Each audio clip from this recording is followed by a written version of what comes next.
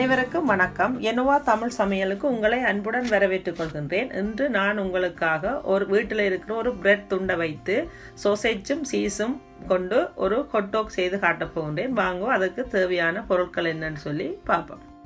இந்த ஹாட் செய்கிறதுக்கு தேவையான பொருட்கள்னு பார்த்தீங்கன்னு சொன்னால், நான் இதில் ஒரு 8 துண்டு பிரெட் எடுத்து வச்சிருக்கிறேன். கூடவே இந்த துருவின சீஸ் எடுத்து வச்சிருக்கிறேன்.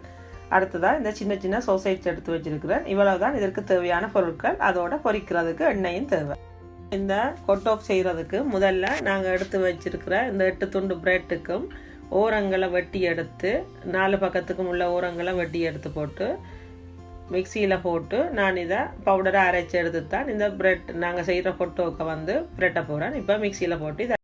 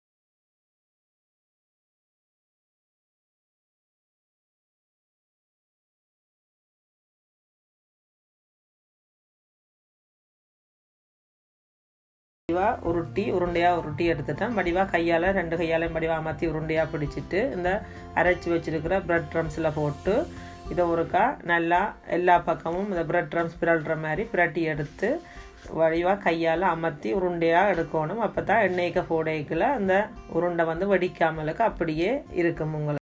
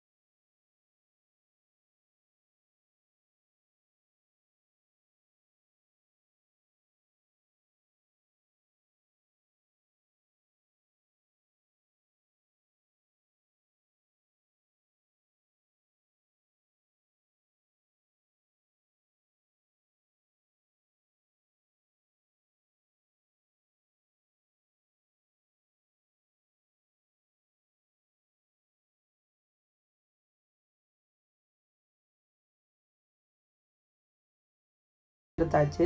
நாங்கள் செய்த வீட்டில் இருக்கிற பொருட்களை வைத்து குறைந்த நேரத்தில் மிகவும் ருசியான நல்ல கிறிஸ்பியான ஒரு ஹாட் செய்திருக்கிறோம்.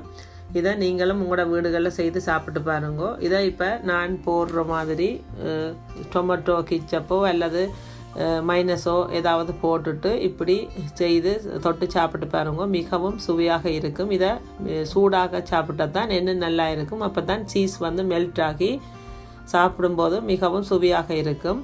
நல்ல கிறிஸ்பியான ஒரு ஹாட் ரெடி ஆகிட்டு இதை நீங்களும் உங்களோட வீடுகளில் செய்து சாப்பிட்டு பார்த்து பிடிச்சிருந்தால் லைக் பண்ணுங்க, கமெண்ட்ஸ் பண்ணுங்க. மறக்காமல் சப்ஸ்கிரைப் செய்யாதாக்கள் சப்ஸ்கிரைப் செய்து கொள்ளுங்க. மீண்டும் இன்னும் ஒரு புதிய சமையலுடன் சந்திக்கும் வரை நான் உங்கள் ஜெனோவா.